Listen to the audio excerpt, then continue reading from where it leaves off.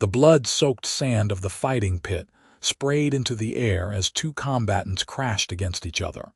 But Quentin Vale barely noticed because his eyes had locked onto a face in the crowd, a face with green skin, small tusks, and eyes he had not seen in 15 years.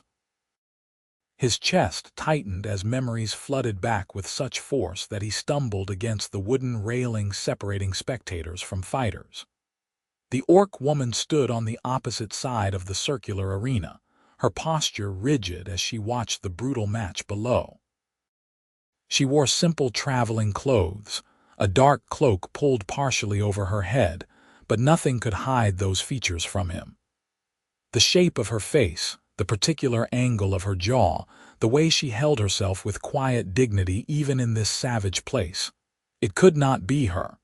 It was impossible. And yet Quentin knew with absolute certainty that he was looking at Tarka. The crowd roared as one fighter delivered a devastating blow, but the sound seemed distant and muffled. Quentin's hands gripped the railing so tightly that splinters bit into his palms. 15 years ago, when he had been barely 8 years old and she had been 7, they had been children together on the borderlands. His family's farm had sat at the edge of human territory, close enough to the wilderness that strange friendships could form away from judgmental eyes. She had been so small then, a skinny orc girl with 2 large eyes who had appeared one day at the edge of their property, hungry and alone. Quentin's mother had been kind despite the risk, leaving food out at first, and eventually allowing the strange friendship to develop between her son and the orc child. For 2 summers, Quentin and Tarka had been inseparable, meeting in the woods between their worlds, sharing stories and games and the simple joy of having a friend. Then the raids had come. Not from Tarka's people, but from a rival orc clan further north. In the chaos and violence that followed, Quentin's family had been forced to flee deeper into human territory. He had never gotten to say goodbye. He had spent years wondering what had happened to her, whether she had survived, whether she even remembered him. Now she was here, in this God's forsaken fighting pit in a border town 300 miles from where they had grown up. Quentin pushed away from the railing and began moving through the crowd, his eyes never leaving her. He had to reach her before she disappeared again. The press of bodies made progress difficult. The pit drew all manner of people, farmers looking for entertainment, merchants, soldiers, drifters, and worse. Quentin shouldered past a group of drunk men placing bets, ignored the curses thrown his way, and kept moving. Tarka had not seen him yet. Her attention remained fixed on the fight below, though her expression was unreadable. He was halfway around the arena when she turned her head slightly, scanning the crowd. Quentin froze, suddenly uncertain. What would he even say? Would she remember him? Would she want to? He was no longer the carefree boy from the farm, and she was clearly no longer the frightened child who had needed his mother's charity. Before he could decide, her gaze swept past him, paused, then snapped back. Their eyes met across the crowd. Quentin watched her go absolutely still. Even from this distance, he could see her expression shift through shock, disbelief, and something else he could not quite name. For a long moment, neither of them moved. The fight below reached its bloody conclusion. The crowd erupted in cheers and groans, and still they stood frozen, staring at each other across impossible years and impossible distance. Then, Tarka turned and pushed through the crowd, moving away from him toward the exit. Panic seized Quentin's chest. He could not lose her again. He shoved forward with renewed urgency, not caring who he offended or what protests followed him. By the time he reached the exit tunnel where she had disappeared, she was already outside, moving quickly down the muddy street. "Tarka!" He called out, his voice rough. "Tarka, wait!" She stopped walking but did not turn around. Quentin closed the distance between them, breathing hard. They stood in the shadow of the fighting pit, the sounds of the next match already beginning behind them. The evening air was cool and carried the smell of rain. "It is you," Quentin said, moving around to face her. "I cannot believe, after all these years." Up close, he could see how much she had changed. She was taller than him now by several inches, with the strong build typical of orc women. Her green skin was darker than he remembered, marked with small scars here and there. Her tusks had grown more prominent, curving slightly upward from her lower jaw, but her eyes, those were the same. Dark and intelligent and currently filled with an emotion he could not quite read. "Quentin," she said quietly, and hearing his name in her voice sent another shock through him. "You should not have followed me. Why did you run? Why do you think?" Her voice was controlled but tense. "This is not the Borderlands. This is not two children playing in the woods where no one can see. We are not children anymore." "I know that. But you know nothing," she interrupted, though without heat. "You do not know what it means for an orc to be seen talking to a human man in a place like this. You do not know the danger." "Then tell me," Quentin said. "Tell me what happened after we left. Tell me where you have been, what you have been doing. I spent years wondering if you were even alive." Something flickered across her face at that. She glanced around the street, noting the few people passing by, most of whom were giving them suspicious looks. "Not here," she said finally. "If you truly want to talk, follow me, but stay back. Do not make it obvious we are together." She turned and walked away without waiting for his response.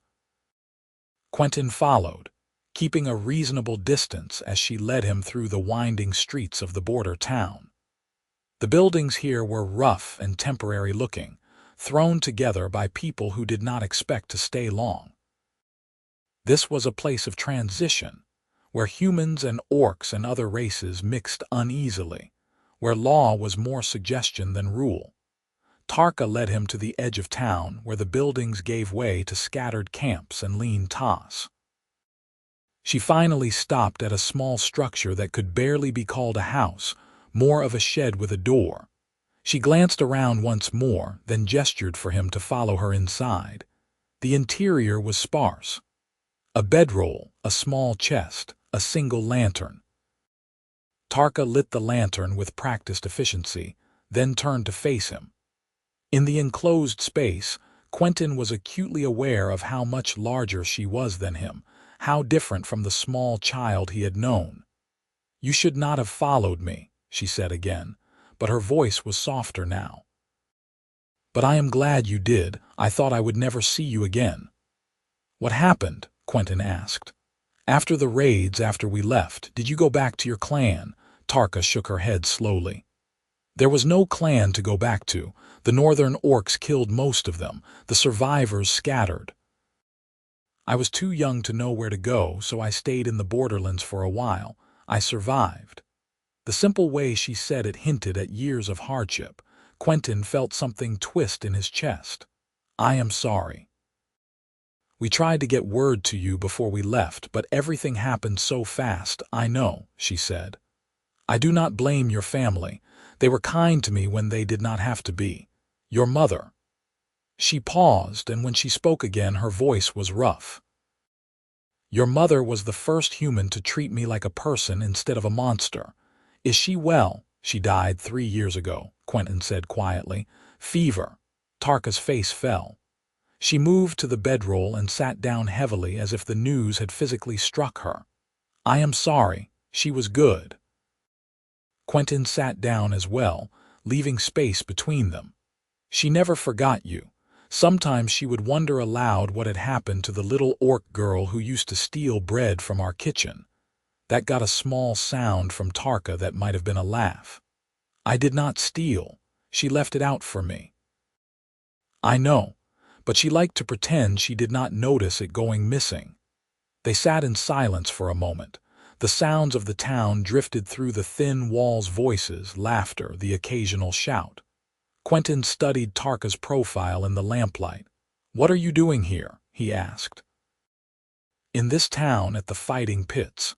Making money, she said bluntly. I fight sometimes.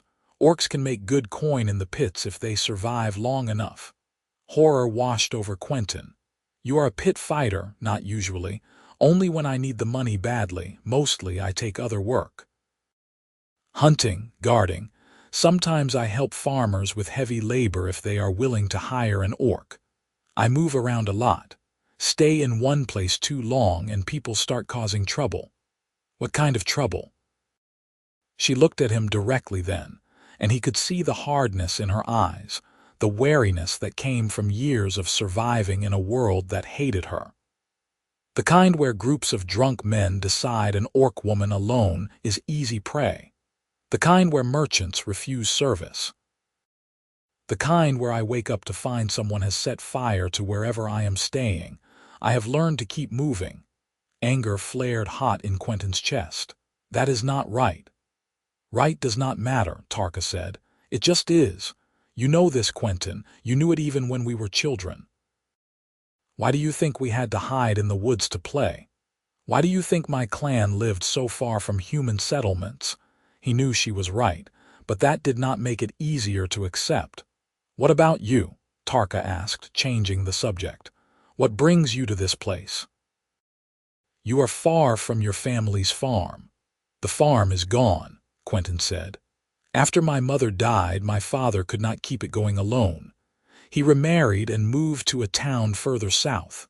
I did not want that life, so I have been working where I can. Right now, I am helping guard a merchant caravan that is passing through. We leave tomorrow. Where are you headed? North and west, up toward the mountain passes. Tarka was quiet for a moment. Dangerous route. That is why they need guards. She studied him with an expression he could not quite read. You have changed. You are not the skinny boy I remember. You have changed too. You are taller than me now. Orc women grow tall, she said with the faintest hint of amusement. You always knew I would be bigger than you.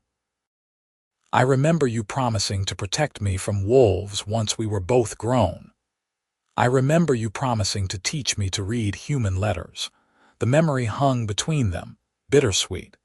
They had made so many promises as children, none of which they had been able to keep. Quentin found himself wondering what might have been different if the raids had never happened, if his family had never been forced to flee. Would they have remained friends? Would they have grown apart naturally as they got older and the world's prejudices pressed harder on them? I learned anyway, Tarka said, breaking into his thoughts. To read, I taught myself. It has been useful. I am glad, Quentin said, and meant it. You were always clever enough to survive this long. Another silence fell. Quentin could hear his own heartbeat, could feel the weight of 15 years pressing down on them. There was so much he wanted to say, so many questions he wanted to ask, but he did not know where to begin. You should go, Tarka said finally. Your caravan will expect you back. And people will talk if you are seen coming out of here. I do not care what people think. You should, for your own safety if nothing else. She stood up, a clear dismissal. It was good to see you, Quentin. I am glad you are well. But Quentin did not move.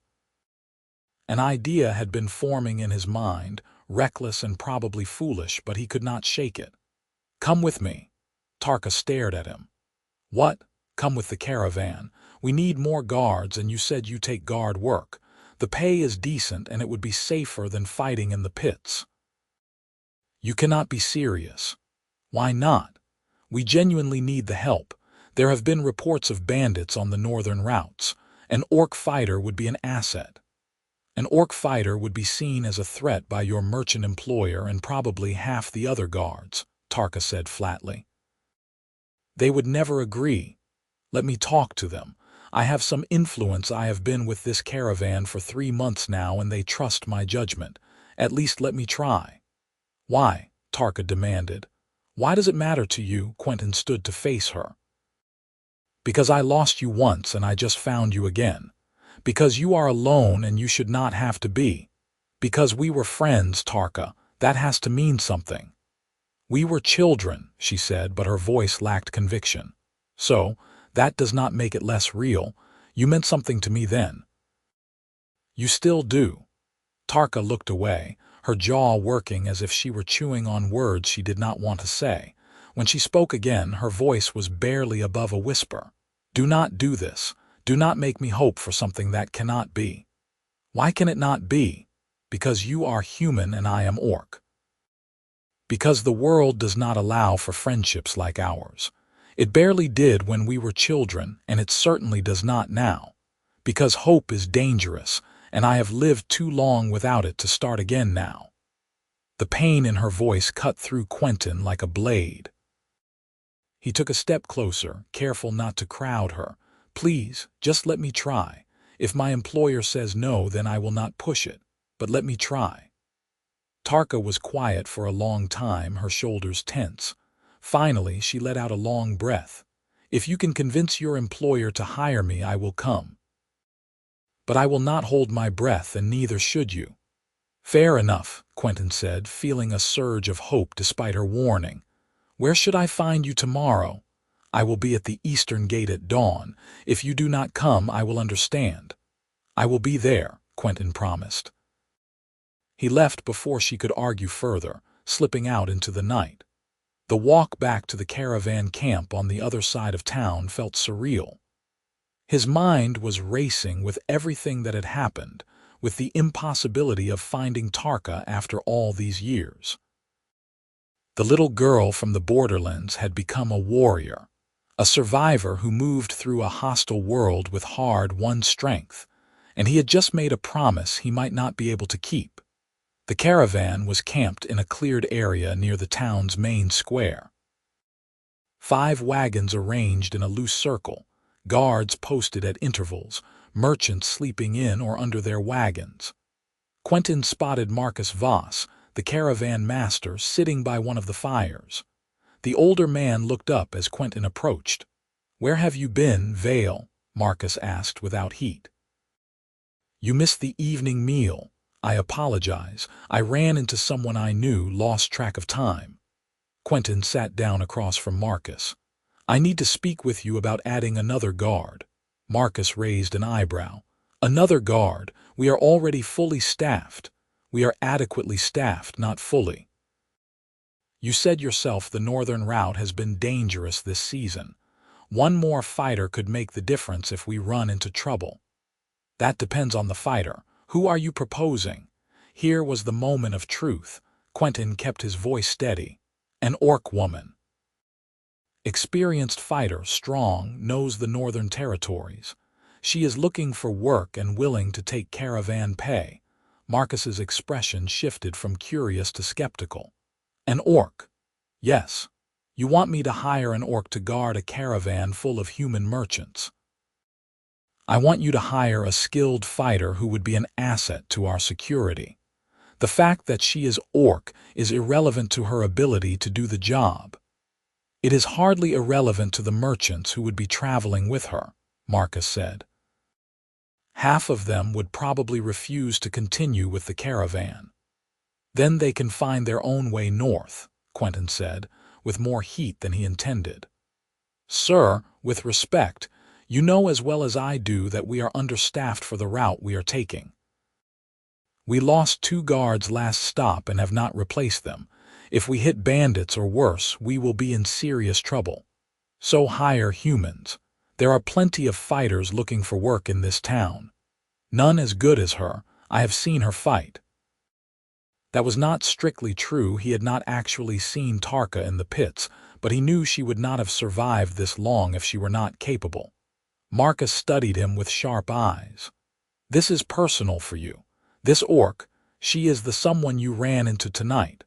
Quentin saw no point in denying it. "We knew each other as children. I trust her. Trust built 15 years ago between children. Trust built on her character, which I have no reason to believe has changed for the worse." Marcus was silent for a long moment, staring into the fire.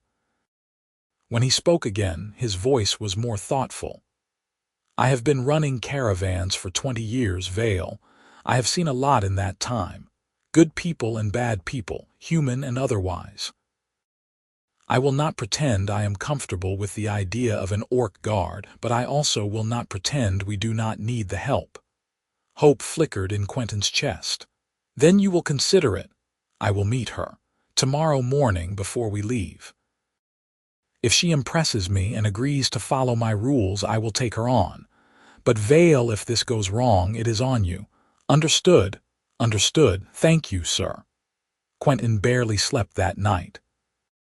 He kept replaying the conversation with Tarka, wondering if she would actually show up at the gate, wondering if Marcus would truly give her a fair chance. When dawn finally broke, he was already awake and ready. He found Marcus by the lead wagon, overseeing the final preparations. I am going to the eastern gate, Quentin said.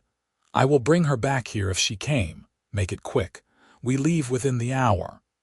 The walk to the eastern gate seemed to take forever. The town was already awake, early risers heading to work or market. When Quentin finally reached the gate, he spotted Tarka immediately. She stood off to the side, a pack slung over one shoulder and a well-worn sword strapped to her back. She looked alert but uncertain. You came, he said, unable to keep the relief from his voice. I said I would, she replied. Did you speak to your employer? He has agreed to meet you. If you impress him, you are hired. Something flickered in her eyes, hope maybe, or fear. What do I need to do to impress him? Just be yourself. Be honest. Marcus is fair, even if he is cautious. They walked back to the caravan together. Quentin was aware of the looks they got from townspeople, the human man and orc woman walking side by side. Some looks were merely curious, others openly hostile. Tarka seemed not to notice, or at least not to care. She kept her posture relaxed but ready, like a fighter who expected trouble at any moment. Marcus was waiting for them when they arrived. His expression was professionally neutral as he looked Tarka up and down. You are the fighter Vale has recommended. I am, Tarka said. Her voice was steady and respectful without being submissive. My name is Tarka. I have been working as a guard and hunter for 6 years. I know the northern territories and I can fight. Have you worked with caravans before? Twice. Once with a merchant heading east, once with a group of pilgrims going south. Both trips were successful with no losses. Why did you not stay with them for longer employment? Tarka met his eyes directly. Because they did not want an orc guard permanently. I was useful in the dangerous territory, but once we reached safer lands, they paid me and sent me away. I understand this is temporary work. Marcus nodded slowly. If I hire you, you will follow my orders without question. You will camp separately from the merchants. You will not approach the wagons unless on duty.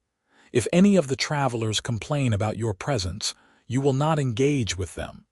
Is that acceptable? Quentin felt anger rise in his throat at the unfairness of those conditions, but Tarka simply nodded. Acceptable. The pay is standard guard rate, 2 silver per day, paid at the end of the journey. We are heading north and then west toward the mountain passes. The trip will take approximately 3 weeks if we do not encounter major delays. We expect the possibility of bandits, wild animals, and harsh weather. Do you have any questions? No, sir. Marcus studied her for another moment, then gave a short nod. You are hired. Be ready to leave in half an hour. Vale, show her where she will be positioned. As they walked away, Quentin let out a breath he had not realized he was holding. I am sorry about those conditions. They are not fair. They are better than I expected, Tarka said quietly. I have worked under worse. That did not make Quentin feel any better, but he let it drop.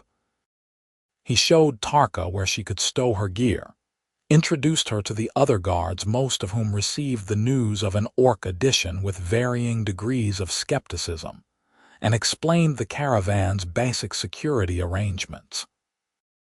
Through it all, Tarka remained professional and composed, asking practical questions and giving no one reason to complain. When the caravan finally rolled out of town, Tarka was positioned at the rear guard, the least prestigious and most isolated position. Quentin had been assigned to the middle, too far away to easily talk with her. He spent most of that first day watching her when he could, noting how she moved with efficient grace, how her eyes constantly scanned the surroundings, how she seemed utterly unfazed by the suspicious glances from the merchants. They made camp that evening in a clearing beside the road. As Marcus had ordered, Tarka set up her bedroll apart from the main camp, beyond the circle of wagons. After the evening meal, when most people had settled in for the night, Quentin took his plate and walked over to where she sat. "Mind if I join you?" he asked. Tarka looked up from the sword she was sharpening. "Your employer said I should not engage with the travelers." "You are not engaging. I am engaging you. There is a difference." The corner of her mouth twitched. "Your logic is flawed, but I appreciate the effort. Sit." Quentin settled down across from her. "How was your first day?" "Uneventful. That is good in this line of work." She ran the whetstone along her blade with practiced strokes. "Your employer seems fair. The other guards are wary but not actively hostile. I have worked in worse conditions." "You keep saying that. Because it is true, you seem bothered by it." "Of course I am bothered by it. You should not have to accept unfair treatment just because it could be worse." Tarka set down her sword and looked at him directly. "Quentin, I appreciate what you are trying to do, truly. But you need to understand something. This is my life. This is how the world works for people like me. Getting angry about it does not change anything." "Maybe not, but accepting it does not change anything either. Acceptance is survival. Anger is exhausting." She picked up the sword again. "I learned a long time ago to save my energy for things I can actually fight." Quentin wanted to argue, but he could see the weariness behind her words. Instead, he changed the subject. "Do you remember the summer we tried to build a fort in the woods?" That got a surprised look from her. "I remember you nearly breaking your arm falling out of a tree." "I did not fall. I jumped. You fell with style then." "We did eventually get that fort built, though. Took us most of the summer, but we did it." "Your mother brought us lunch there once," Tarka said, her voice softening with memory. "She acted like it was perfectly normal to be bringing food to a human boy and an orc girl in a makeshift fort in the middle of the woods. She was good at acting like strange things were normal. It was one of her best qualities." They talked late into the night, sharing memories of that long-ago time. Quentin found himself laughing at stories he had almost forgotten, and even Tarka smiled more than she had since they had reunited. For a few hours they were just two old friends reconnecting, and the weight of the world's prejudices felt a little lighter. Over the following days, a pattern developed. During the day, they maintained professional distance. Tarka stayed at her post, alert and efficient. Quentin handled his own duties, helping guard the caravan and occasionally scouting ahead. But in the evenings, after camp was made and the merchants had settled, Quentin would bring his dinner to Tarka's isolated camp, and they would talk. At first, they stuck to safe topics: childhood memories, stories of places they had traveled, observations about the landscape. But gradually, the conversations deepened. Tarka told him about the years after they had been separated, about the struggles of surviving alone, about the small kindnesses and large cruelties she had experienced. Quentin shared his own stories: the loss of his mother, his difficult relationship with his father, his uncertainty about what he wanted from life. "Do you ever think about settling somewhere?" Quentin asked one evening, about a week into the journey. "Finding a place to stay instead of constantly moving." Tarka was quiet for a moment. "Sometimes. But it would have to be far from human settlements, far from orc territories too, probably. I do not fit in either world anymore." If I ever stop moving, it will be to some isolated place where I can live without anyone bothering me. That sounds lonely. Loneliness is safer than hatred. It does not have to be one or the other. She looked at him with an expression that was almost sad. For people like us, it usually is. The words hung in the air between them. People like us. Quentin realized that she was not just talking about orcs. She was talking about anyone who crossed the boundaries the world tried to maintain, anyone who dared to build bridges where society wanted walls. "I do not accept that," he said quietly. "You do not have to accept it, but you should understand it." That night, Quentin lay awake in his bedroll, staring at the stars and thinking about what Tarka had said. She was right that the world was hostile to boundary crossers. But she was wrong that nothing could change. His mother had proven that in her small way. By treating a scared orc child with kindness, she had changed both their lives. The thought was still with him when trouble finally found them. It happened on the 10th day of travel. They were passing through a stretch of rough country, densely forested with steep hills on either side of the narrow road. Marcus had been nervous all morning, and Quentin understood why. It was perfect ambush territory. The bandits hit just after midday. One moment the caravan was rolling peacefully along, and the next, arrows were flying from the trees. Someone screamed. Marcus was shouting orders. The guards scrambled to defensive positions around the wagons. Quentin found himself on the left flank, sword drawn as figures emerged from the forest. Bandits, a dozen or more, armed with an assortment of weapons. They clearly thought the caravan would be easy prey. They were about to learn otherwise. The first bandit who reached Quentin swung a rusty axe with more enthusiasm than skill. Quentin parried, countered, and sent the man stumbling back with a bleeding arm.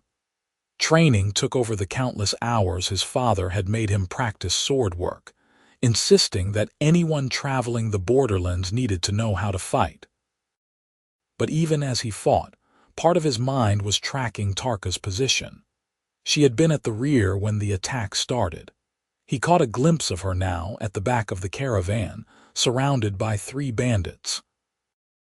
They had clearly targeted her specifically, probably thinking the orc would be isolated and vulnerable. They could not have been more wrong. Tarka moved with a fighter's grace, her sword flashing in the afternoon sun. She was not just skilled, she was exceptional.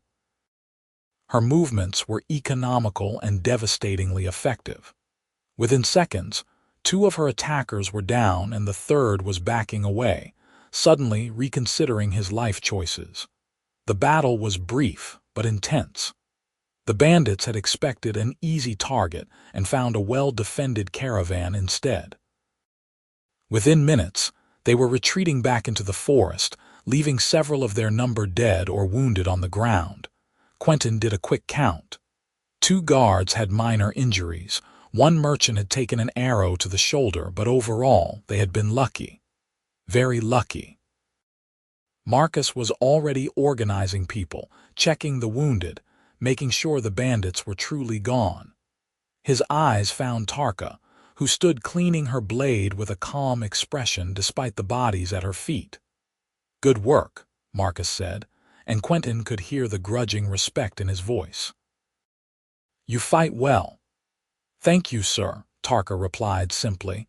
That evening the mood in camp was subdued but grateful. The injured were being tended to. The guards were being praised. And Quentin noticed that several of the merchants who had been most vocal about their discomfort with having an orc guard were now noticeably quiet.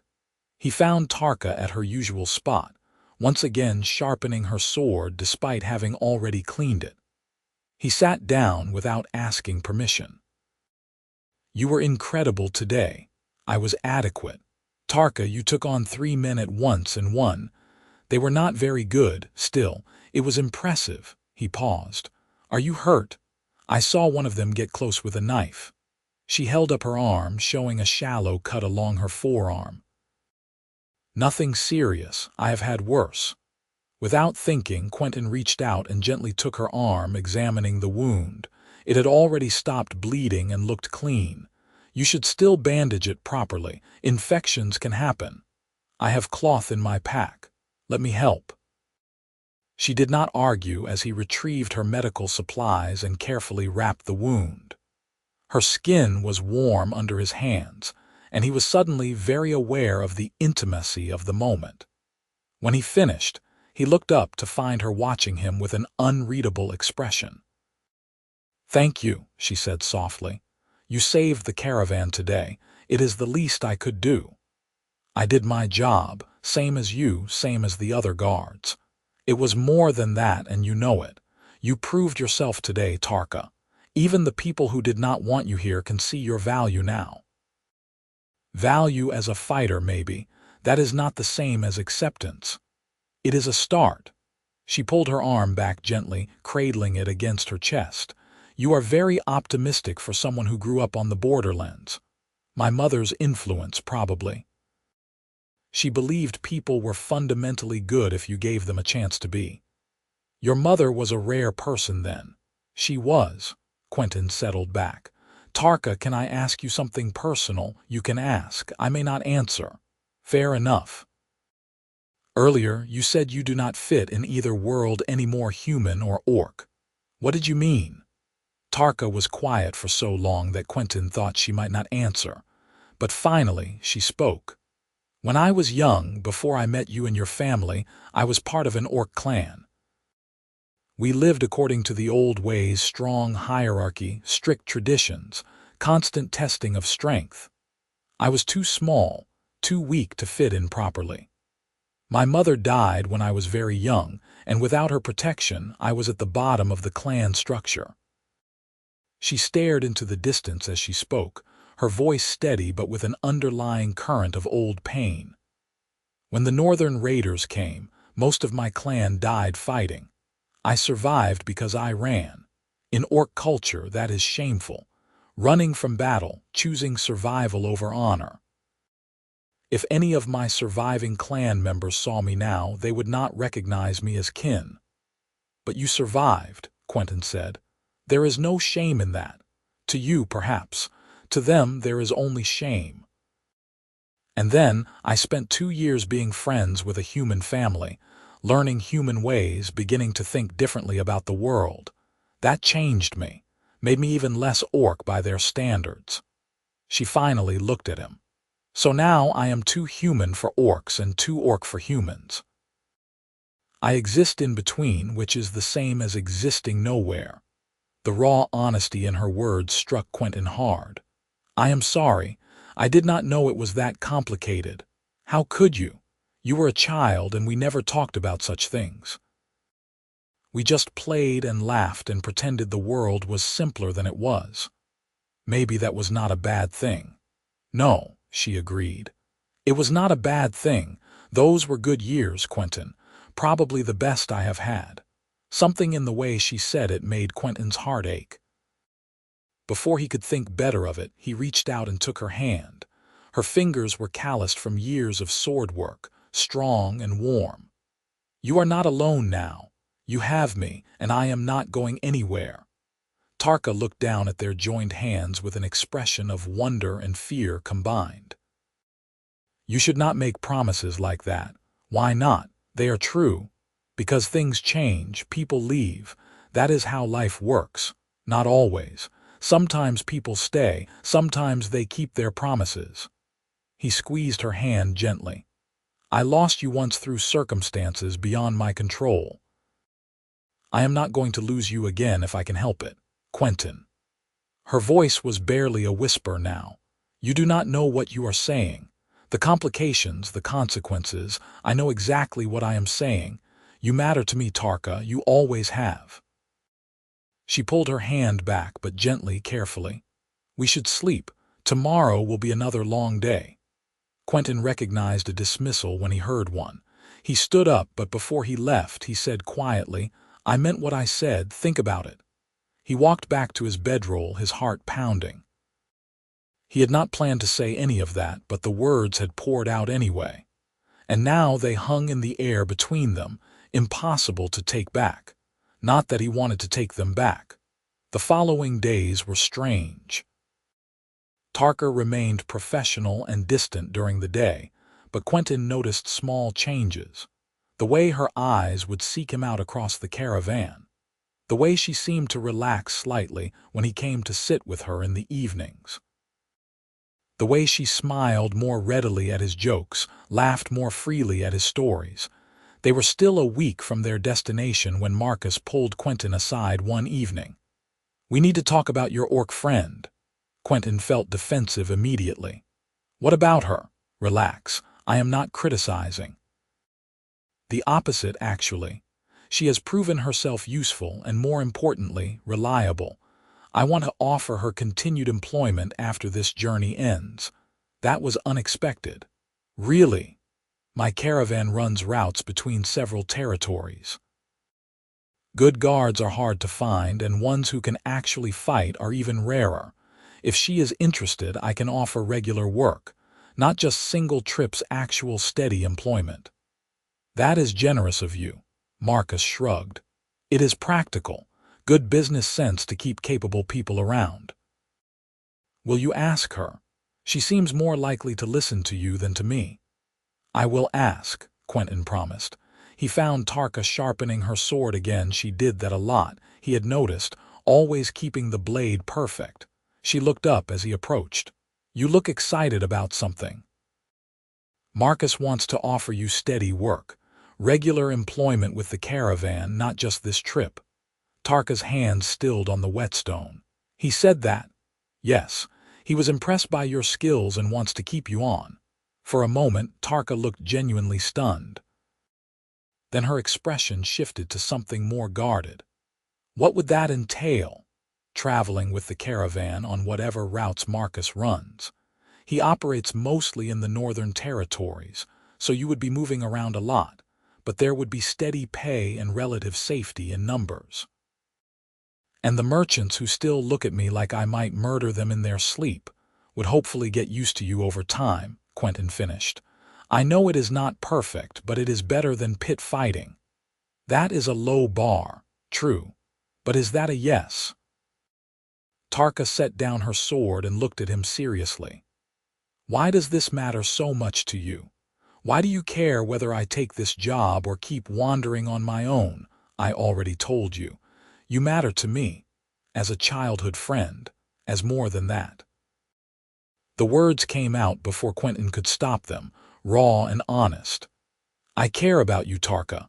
Not as a memory from my past, but as the person you are now.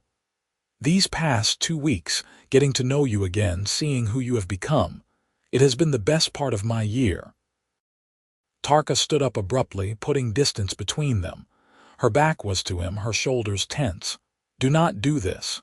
"Do not do what?" "Tell you the truth. Do not make this into something it cannot be." She turned to face him, and he could see conflict warring in her eyes. "You are human. I am orc. That matters whether you want it to or not." "It does not matter to me." "Then you are a fool." The words came out sharp, almost angry. "Do you know what would happen if we pursued this? If people saw a human man and an orc woman together? At best, we would be shunned. At worst, we would be attacked. You would lose opportunities, friendships, maybe your life. And for what? For me?" "Yes, for you, because you are worth it." "I am not worth it. I am a wanderer with no home, no family, no future beyond the next job. I have nothing to offer you except trouble and hardship." "You are offering yourself. That is more than enough." Tarka made a frustrated sound. "You are not listening to me." "No, you are not listening to me." Quentin moved closer, though he did not touch her. "I spent 15 years wondering what happened to you, regretting that I never got to say goodbye. Now you are here against all odds, and you are trying to push me away for my own good. But you do not get to decide what is good for me, Tarka. I do. And you have decided that a relationship with an orc is good for you, despite everything I just said about the consequences. I have decided that I want you in my life. However that looks, whatever form that takes, If you do not feel the same way, then tell me and I will back off. But do not push me away because you think you are protecting me." Tarka stared at him, her chest heaving with emotion. "You are impossible.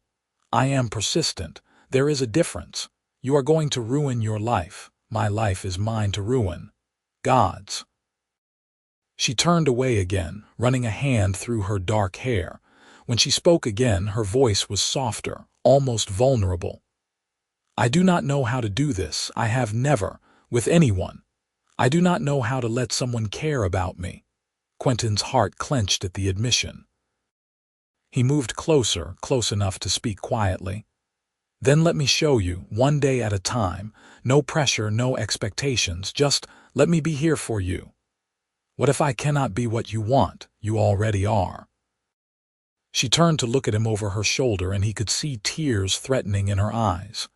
"This is a terrible idea, probably. We will face opposition from everyone, likely. It might not work out, it might, but we will never know if we do not try." Quentin held out his hand. "What do you say, Tarka? Will you try?" She looked at his hand for a long moment. Then slowly she reached out and took it. Her grip was strong, her palm warm against his. "I will try. But Quentin, if this becomes too dangerous for you, if people start causing real trouble, I will leave. I will not let you be hurt because of me. How about we deal with problems when they come instead of when you imagine them? That goes against all my survival instincts, I know, but trust me anyway." She squeezed his hand. "I will try to do that too." They stood there in the firelight, hands joined, and Quentin felt something settle in his chest. It was not the end of difficulties. He knew there would be challenges ahead. But it was a beginning, and that was enough. The final week of travel passed in a haze of new awareness. During the day, Quentin was intensely conscious of Tarka's presence, of where she was and what she was doing. Their eyes would meet across the length of the caravan, and small smiles would be exchanged. In the evenings, they sat closer together, sometimes talking, sometimes just existing in comfortable silence. The other guards noticed, of course. Some seemed merely curious, others disapproving. Marcus said nothing but watched them with an inscrutable expression. The merchants whispered among themselves, but did not confront either of them directly. 3 days from their destination, they stopped at a small trading post to resupply. Quentin and Tarka were sent to negotiate for fresh provisions. The trading post was a rough establishment run by a grizzled woman who took one look at them together and raised an eyebrow. "Unusual pairing," she commented as she weighed out grain. "We are both guards for the caravan," Quentin said neutrally. "That is not what I meant, but sure." The woman bagged the grain and moved on to counting out preserved meat. "Word of advice if you want it. The world is changing, but not everyone has caught up yet. You two planning to stay together, you should head west. There are communities out past the mountains that are more accepting of mixed pairs." "Mixed pairs?" Tarka asked. "Human and orc, human and elf, dwarf and anyone, you name it. Folks who could not or would not fit in traditional territories have been settling out west for decades now. Building their own towns with their own rules." She finished packing their supplies. "Just something to think about." After they left the trading post, Quentin turned to Tarka. "Did you know about those communities? I have heard rumors. Never knew if they were real or just wishful thinking." "What if they are real, though? What if there really are places where we could be together without hiding?" Tarka was quiet. "It would change things. Is that something you would want, to go west after this job ends?" "I do not know," she said honestly. "I have been alone for so long. The idea of settling somewhere, of being part of a community again, it frightens me. But it also sounds nice, maybe too nice to be real." Quentin took her hand as they walked back to the caravan. "Maybe we should find out, together. You would do that. Leave everything familiar and head to an unknown place based on a rumor. if it meant a chance at a real life with you. Yes. Tarka shook her head, but she was smiling. You are either the bravest person I know or the most foolish. Why not both? She laughed, and the sound made something warm bloom in Quentin's chest. This was what he wanted to see her laugh, to make her happy, to build something together that neither of them could have alone. They reached their destination 2 days later, a large town nestled in a valley at the base of the mountains. Marcus paid out everyone's wages, then pulled Quentin and Tarka aside. My offer stands. If you want regular work with the caravan, you are both welcome, but I suspect you have other plans. We have been talking about going west, Quentin admitted, to the settlements past the mountains. Marcus nodded as if he had expected this. That is a good choice. Long journey, but you are both capable. If you decide to come back this way, look me up. I can always use good guards. Thank you, Marcus, for everything, for giving Tarka a chance. She earned her place. I just had the sense to recognize it. He handed Quentin a small pouch. Extra pay. Call it a bonus for excellent work during the bandit attack. Should help with supply costs for the mountain crossing. After Marcus left, Tarka weighed the pouch in her hand. He is a good man. He is. But he is right, we need to decide what we are doing. Are we really going west? Do you want to? I asked you first. Tarka smiled. Yes, I want to. I want to see if those communities exist. I want to find a place where we can be together without constantly looking over our shoulders. But Quentin, you need to be certain. Once we go west, it will be hard to come back. You will be leaving behind everything you have known. I am leaving behind a life of constant travel and temporary work. That is not much of a loss, and I will be gaining you. That is everything. She reached up and touched his face, a gesture so tender it took his breath away. How did I get so lucky as to find you again? I was thinking the same thing about you.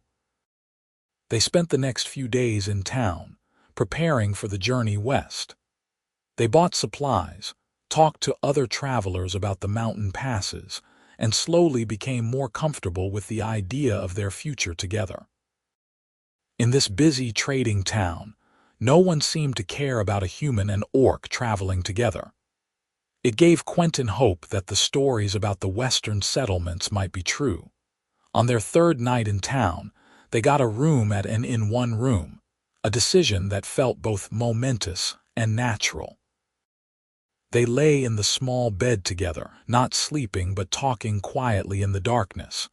Tell me about your dreams, Quentin said. If we find a good place out west, what would you want to do? Tarka was quiet for a moment.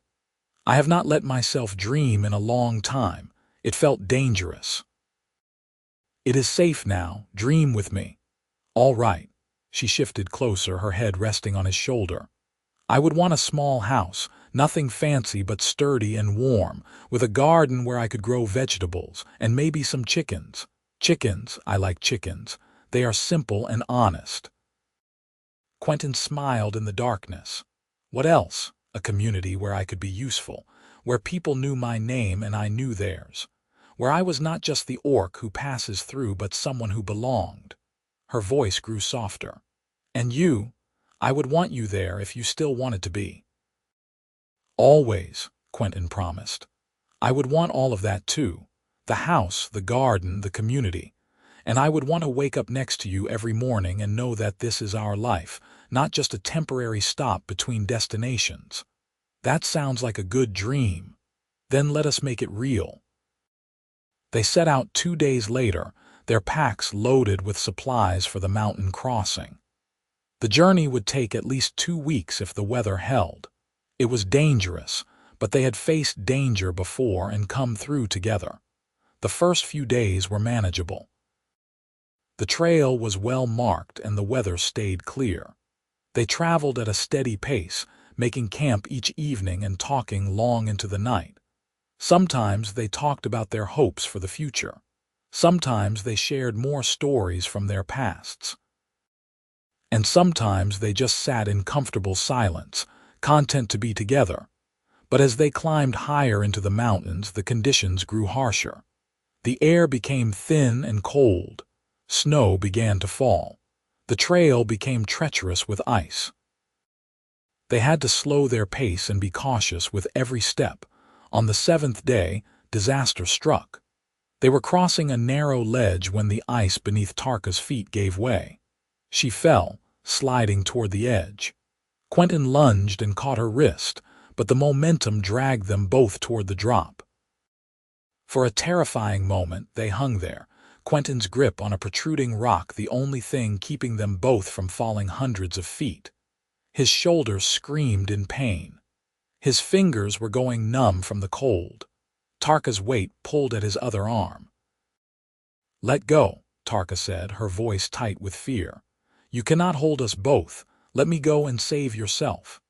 "Never," Quentin gritted out. "I did not come this far to lose you now." With strength born of desperation, he pulled. Tarka used her free hand to find purchase on the icy ledge.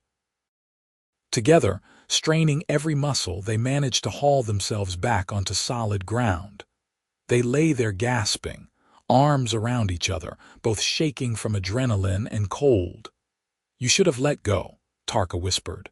"You should know by now that I never will." They held each other until the shaking stopped, then carefully continued along the trail. That night, they made camp in a small cave, huddling together for warmth. The experience had shaken them both, made the danger of their journey starkly real. "I am afraid," Tarka admitted quietly. "Not of falling or dying. I am afraid that we will not find what we are looking for, that the Western settlements will be just another place where we do not belong. Then we will keep looking until we find where we belong, or we will make our own place." Quentin held her tighter. "I am not giving up on this, Tarka, on us. I do not care how long it takes or how hard it is. You are stubborn. I prefer to think of it as determined, stubbornly determined. I can live with that." The remaining days of the mountain crossing tested them in new ways. Supplies ran lower than expected. The cold seeped into their bones. More than once they had to backtrack when the trail proved impassable, but they kept going, supporting each other through exhaustion and difficulty. Finally, after 14 days in the mountains, they emerged on the western side. The landscape that spread before them was different from the east, wilder, more rugged but also more open. And in the distance, Quentin could see smoke rising from chimneys, signs of settlement. "We made it," Tarka said, wonder in her voice. "We did, together." They descended toward the settlements, and as they drew closer, Quentin began to notice details that made his heart lift with hope. An orc woman and human man worked together in a field, laughing as they harvested vegetables. A mixed group of children, human, orc, and others played near a barn. Signs of genuine community, not just forced tolerance. The first town they reached was called Haven's Cross, and it lived up to the name. The people were welcoming, asking about their journey and offering directions to an inn. No one stared at them for being together.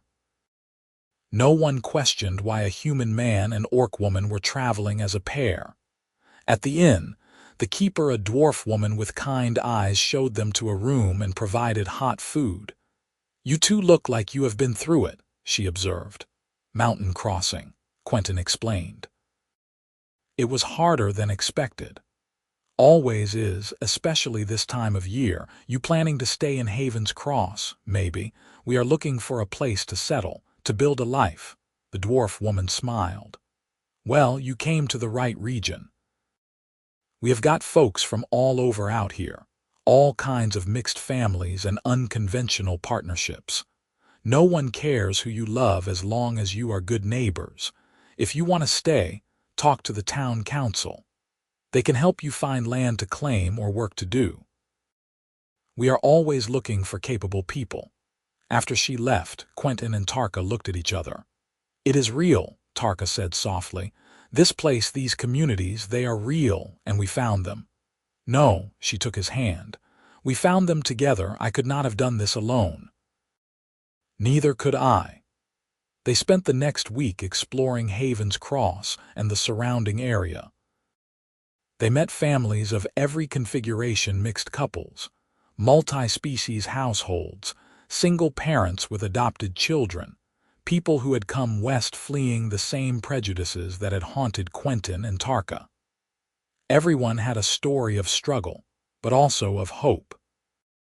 The town council welcomed them officially, offering several parcels of land that needed working. Quentin and Tarka chose a piece of property on the edge of town, with good soil for farming and a small creek running through it. It would be hard work to build a homestead from nothing, but they were ready for it. "We should probably get married," Quentin said one evening as they surveyed their new land. "If we are going to build a life together, we should make it official." Tarka looked at him in surprise. "Is that a proposal?" "I suppose it is. Not a very romantic one, I apologize. But Tarka, will you marry me? Will you build this life with me officially and permanently?" "Yes," she said without hesitation. "Yes, I will marry you." They were married a month later in a simple ceremony attended by their new neighbors. It was nothing like the grand weddings in human territories or the traditional orc bonding rituals. It was something new, something that belonged to them and the community they had found. Standing in front of the town's minister, a half-elf woman who had performed hundreds of mixed marriages, Quentin looked at Tarka and saw his whole future. She wore a simple dress that someone in town had helped her make, and flowers in her dark hair. She looked beautiful and strong and happy. "I promise to stand with you," he said when it was his turn for vows. "Through every difficulty and every joy. I promise to build a life with you, a home with you, a future with you. I promise to never let go, no matter how hard the world pulls at us. You are my family now, Tarka, today and always." Tarka's voice was steady despite the tears in her eyes. "I promise to let you stand with me, to trust you when trust is hard, to build this life with you and protect it fiercely. You gave me hope when I had none, and a future when I could not imagine one. You are my home now, Quentin. Today and always." When they kissed, their neighbors cheered. It was a sound of pure celebration, free from judgment or prejudice. This was acceptance. This was belonging. They spent the following months working on their homestead. With help from neighbors, they built a small house, nothing fancy, but sturdy and warm, just as Tarka had dreamed. They planted a garden, acquired chickens, and slowly created the life they had imagined during those nights in the darkness. The work was hard but satisfying. Quentin learned farming from their neighbors, skills his father had begun to teach him but which he had abandoned when he left the family farm. Tarka used her strength and endurance to help with heavy labor, and her hunting skills to supplement their supplies. Together, they made their homestead productive and comfortable.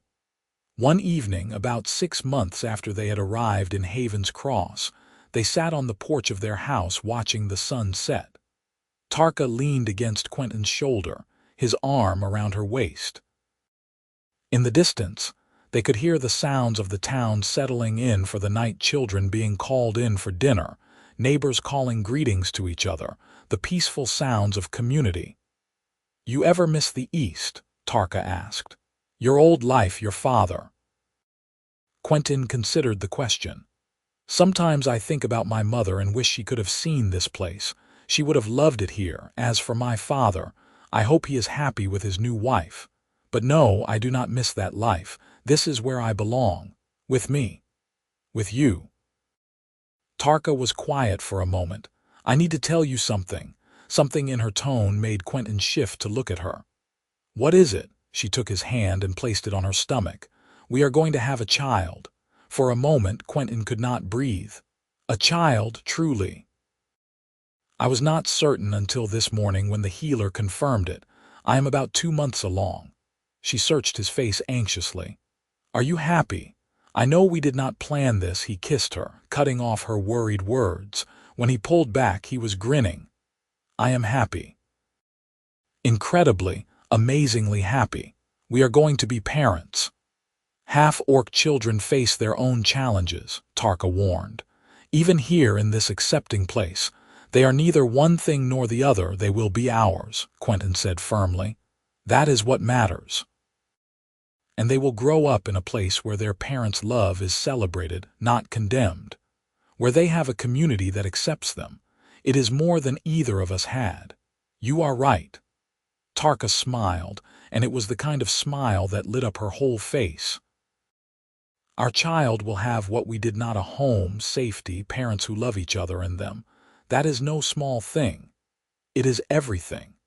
They sat together as darkness fell, making plans for the future. They would need to expand the house. Tarka would need to stop doing heavy labor soon. They would need to make baby clothes, a cradle, all the hundreds of things a child would need. But they would do it together, just as they had done everything else since reuniting. The months passed. Tarka's pregnancy progressed without complications. Their neighbors supported them with advice, supplies, and excitement. The whole community seemed invested in their growing family. One morning in early spring, Quentin was working in the garden when he heard Tarka call out.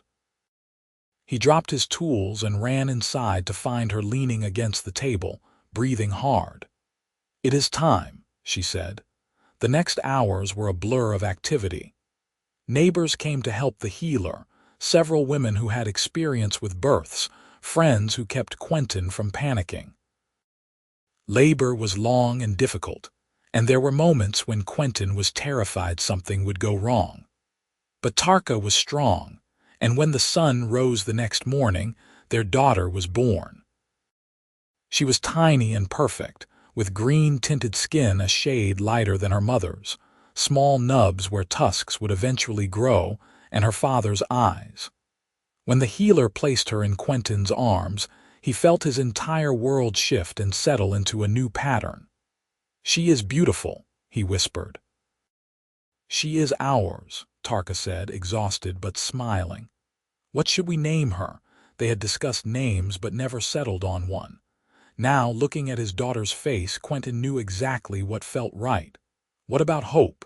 For what we found here and what she represents. "Hope," Tarka repeated softly. "Yes, that is perfect." Little Hope grew quickly, a happy baby who rarely cried and seemed to find wonder in everything. Watching Tarka with their daughter, seeing the tender way she held Hope and sang to her in the orc language, Quentin fell in love with her all over again. This fierce woman who had survived so much, who had learned to trust again, who was now raising their child with such gentle care, she was everything to him. One evening when Hope was about 6 months old, Quentin found Tarka sitting outside, their daughter asleep in her arms, staring up at the stars. He sat down beside them. "What are you thinking about?" "How different my life is now from what I thought it would be. When I was young, I imagined dying young in a battle, or maybe surviving to old age alone and bitter. I never imagined this: a home, a husband, a child, a community, peace." "Are you happy?" She looked at him with eyes that held no shadows. "I am more than happy. I am content. I am home." "I never thought I would be able to say that." Quentin reached over and gently touched Hope's small hand. Their daughter made a soft sound in her sleep, her tiny fingers curling around his. "We made something good here. Out of pain and loss and years apart, we made something beautiful. We did." Tarka leaned her head on his shoulder. "Thank you." "For what?" "For not giving up. For following me that night in the town. For pushing when I tried to pull away. For holding on during the mountain crossing. For building this life with me. For giving me a reason to hope again." "You gave me all those things too," Quentin said quietly. "When I saw you across that fighting pit, I felt like I had found a piece of myself that had been missing for 15 years. Everything good in my life now traces back to that moment." They sat together under the stars, their daughter sleeping peacefully between them, and Quentin thought about the long journey that had brought them here. The childhood friendship, the forced separation, the years of wondering, the impossible reunion, the decision to try despite every obstacle. It had not been easy, but it had been worth every difficult moment. As hope began to grow from infant to toddler, Quentin and Tarka's homestead flourished. Their garden produced abundantly. Their chickens multiplied. They traded with neighbors and became known as reliable, hardworking members of the community. When disputes arose in town, people sometimes came to them for mediation, trusting their fairness and wisdom. Hope proved to be a bright, curious child who made friends easily. She played with human children, orc children, and every other kind of child in Haven's Cross without seeming to notice or care about differences. She was exactly what her name suggested, proof that a better world was possible. One afternoon, when Hope was 3 years old, Quentin was teaching her to count using stones from the creek when a stranger rode into their yard. He was human, travel-worn, with the look of someone who had come a long way. Quentin stood up, cautious but not alarmed. "Can I help you?" he asked. The man dismounted. "I am looking for a couple human man named Quentin Vale and an orc woman named Tarka. I was told they lived here." "I am Quentin. That is my wife Tarka." Tarka had emerged from the house at the sound of voices, wiping her hands on her apron. "What is your business with us?" "My name is Daniel Vincent. I am from a town about 100 miles east of here, still on this side of the mountains. I heard about Haven's Cross and the other communities out here, places where mixed families can live in peace. My daughter—" He hesitated. "My daughter is in love with an orc man. They want to marry, but our town will not allow it. They would be driven out, possibly hurt. I heard about you too, about how you made the crossing and built a life here. I came to ask if the stories are true, and if so, if you could help guide my daughter and her intended to safety." Quentin and Tarka exchanged a look. They had occasionally heard of others making the journey west, seeking the same freedom they had found. But this was the first time someone had come asking for their help directly. "The stories are true," Tarka said. "We did cross the mountains. We did find acceptance here, but the journey is dangerous, especially if you do not know the routes." "I know," Daniel said. "That is why I am asking for help. I can pay, we do not want payment," Quentin interrupted. "If we help, it will be because we remember what it was like to face that choice, to risk everything for a chance at a life together." "Then you will help," Quentin looked at Tarka again. She gave a small nod. "We will help," he confirmed, "but we need to discuss the details. Come inside. Have some food and rest. Then we will talk about the best way to get your daughter and her love safely here." Over the following weeks, they worked out a plan. Quentin would go east to meet Daniel's daughter and her orc partner, then guide them back through the mountains. Tarka would stay with Hope, but she drew detailed maps and gave Quentin extensive advice on navigating the passes. The night before he left, Tarka held him close. "Come back to me. Always," he promised. The journey east and back took almost a month. The couple Quentin guided a young woman named Petra and her orc partner Garak, reminded him so much of himself and Tarka. They were nervous but determined, clearly in love, willing to risk everything for a chance to be together openly. When they finally arrived in Haven's Cross, Petra began to cry. "It is real. This place is really real." "It is real," Quentin assured her, "and you are safe here, both of you." He brought them to meet Tarka and Hope. The two couples talked long into the night, sharing their stories. By the end, Petra and Garak were smiling, already making plans for their future. After they left to find the town council, Tarka turned to Quentin. "We are going to do this again, are we not? Help others make the crossing. Do you want to?" "Yes, we have this good life, this safe place. If we can help others find the same thing, should we not?" "I was thinking the same thing." Over the following years, Quentin and Tarka became known as guides for those fleeing prejudice in the East. They helped dozens of mixed couples and families make the dangerous mountain crossing.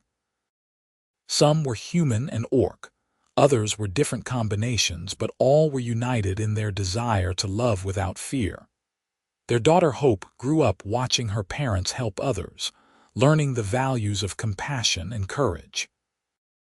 By the time she was 10, she was already talking about how she wanted to help guide people when she was older. One evening, after a particularly difficult crossing where they had nearly lost a family to a snowstorm, Quentin and Tarka sat on their porch exhausted but satisfied. Hope was inside doing her evening chores. The sun was setting, painting the sky in brilliant colors. "You ever think about how different our lives could have been?" Quentin asked. "If I had not followed you that night at the fighting pit, if you had successfully pushed me away, if we had given up during the mountain crossing." "Sometimes," Tarka admitted. "But then I look at what we have: our daughter, our home, our community, the people we have helped, and I cannot imagine any other path. This is where I was meant to be. With you." "With me," Quentin echoed. He took her hand, noting the calluses from years of work, the small scars from various adventures, the strength in her grip. "I love you, Tarka. I have loved you since I was 8 years old and you were a skinny orc girl stealing bread from our kitchen. I loved you when we were reunited across that fighting pit. I loved you through every difficult moment of our journey here, and I will love you for whatever years we have left." Tarka's eyes were bright with unshed tears. "I love you too. You taught me that I could be loved, that I was worth loving. You gave me a life I never dreamed was possible. Every day with you is a gift." They kissed as the sun set, just as they had on their wedding day, just as they had 1,000 times since. It never got old, this feeling of coming home to each other. Inside, Hope began to sing, a child's song about starlight and dreams. The sound drifted out to where her parents sat, a reminder of everything they had built together. Quentin thought back to that moment in the fighting pit when he had looked across the crowd and seen a face he never thought he would see again. He had frozen then, shocked by the impossibility of it. But from that frozen moment had come everything that mattered: love, family, purpose, home. Sometimes the most important moments of your life came when you least expected them. Sometimes the person you needed most was someone you thought you had lost forever. And sometimes, if you were very lucky and very brave, you got a second chance to build something beautiful. Quentin and Tarka had taken that chance. They had faced every obstacle, overcome every difficulty, and created a life together that neither could have achieved alone. They had found not just love, but belonging, not just survival, but purpose. As the stars began to appear in the darkening sky, Quentin squeezed Tarka's hand. She squeezed back, and no words were needed. They sat together in the peace they had earned, surrounded by the life they had built, grateful for every moment that had led them here. This was their happily ever after hard won, fiercely protected, and more precious because of everything it had taken to achieve it. And it was more than enough. It was everything.